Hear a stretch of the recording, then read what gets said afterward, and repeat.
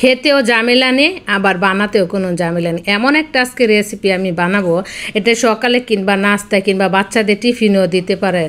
যদি এমন একটা নাস্তা বানাতে চান তাহলে আমার এই রেসিপিটা দেখেন। প্রথমে আমি এখানে আটাও নিতে পারেন, আবার ময়দা দিয়েও বানানো যাবে। আজকে আমি এখানে আটা দিয়ে বানিয়েছি। এর মধ্যে পরিমাণ মতো লবণ দিব আর তেল দিয়ে তারপরে ভালো করে একসাথে মিশিয়ে নিব। এখন এমন করে মিশাবো যখন হাতে মুঠো দিবেন একসাথে দলা পেকে যায়, তখনই ভাববেন যে না, এটা মেশানো হয়ে গেছে। এরপর আমি পানি দিব। পানিটা কিন্তু একবারে দিতে যাবেন না, তাহলে এই ডোটা একদম পাতলা হয়ে যাবে। এর জন্য প্রথমে কম পরিমাণে পানি দিয়ে সুন্দর করে একটা ডো বানিয়ে নেব। এই ডোটাই কিন্তু আপনার এই খাবারের উপর নির্ভর করে। যদি অনেক শক্ত হয় তাহলে কিন্তু খেতেও ভালো লাগবে না, আবার অনেক নরম হলেও বানাতে খুবই কষ্ট হয়। এখন যাতে ড্রাই না হয়ে যায়, আমি হাতে একটু সয়াবিন তেল দিয়ে তারপর আমি উপরে দিয়ে রেস্টে রেখে দিয়েছি। 10 মিনিট রেস্টে রেখে দিব। এখন এদিকে পেঁয়াজটাকে কুচি কুচি করে কেটে নিয়েছি আর কাঁচামরিচটা কেটে তারপর আমি সুন্দর করে একটু কষলে নিয়েছি। এখন এর মধ্যে লবণ দিয়ে তারপরে এখানে 4টা আমি ডিম দিয়েছি। এটা হলো হাঁসের ডিম, আপনি মুরগির ডিম দিয়েও বানাতে পারেন। যার যে ঘরে যে জিনিস থাকে সেটা দিয়ে কিন্তু মজার খাবার বানানো যায়। এখন সুন্দর করে আমি সব কিছু মিশিয়ে নিব। একটা প্যানের মধ্যে তেল গরম করে তারপরে তেলের উপরে ডিম সবটুকু আমি দিয়ে দিব।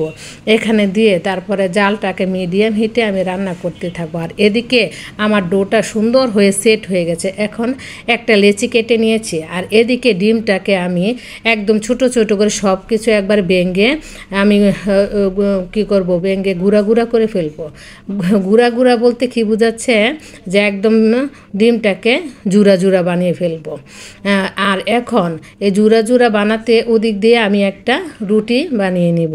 আমার একটা সাধারণ রেগুলার যেভাবে আমরা রুটি বানিয়ে খাই ঠিক ওই রকম একটা রুটি বানিয়ে এর মাঝখানে ডিমের পুরটাকে দিয়ে দেখেন হাতে কিভাবে চেপে আমি মুঠো করে নিব। মাঝখানে মুঠো বানিয়ে সুন্দর করে আমি একটু চাপ দিয়ে তারপরে এখানে আমি একটুখানি আটা দিয়ে, অনেক বেশি চাপ দিবেন না, তাহলে এটার ভিতর থেকে পুরটা বের হয়ে যাবে। হালকা চাপে আপনি সুন্দর করে একটা রুটি বানিয়ে নেবেন। আর আমার রুটিটা অত বানানো সুন্দর হয় না, অনেক সময় সুন্দর হয়, গুল হয়, অনেক সময় আবার গুলও হয় না।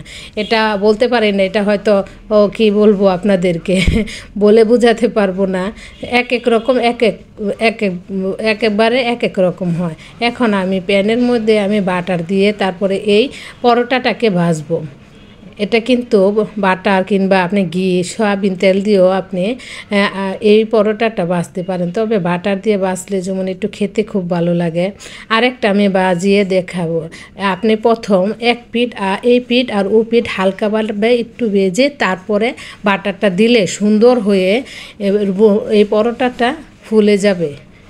আমি কিন্তু এই পিঠ ওই পিঠ হালকাভাবে ভেজে তারপর আমি আবার বাটারটা দিয়েছি। দেখেন এই রুটিটা বানানোর পরে যখন সেকেছি তখন কত সুন্দর হয়েছে।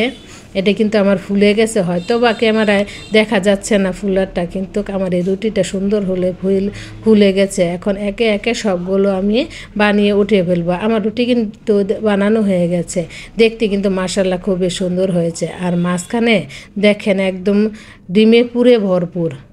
এটা খেতে খুবই ভালো লাগে। যদি বাচ্চাদেরকে আপনি এমন একটা টিফিন বানিয়ে দেন তাহলে কিন্তু বাটি একদম খালি করে আসবে। আর দেখতেই পাচ্ছেন উপরে একটু দেখার সৌন্দর্যের জন্য আমি একটু সস দিয়ে নিয়েছি। এটা কিন্তু সস দাও খেতে ভালো লাগবে। আমরা সাধারণত যেভাবে রুটি খাই, রুটি আলাদা থাকে, ডিম আলাদা থাকে, এভাবে ঝামেলা না করে একসাথে দিয়ে দিয়েছি। এভাবে সস দিয়ে খেতে পারবে সন্ধ্যায় কিংবা সকাল।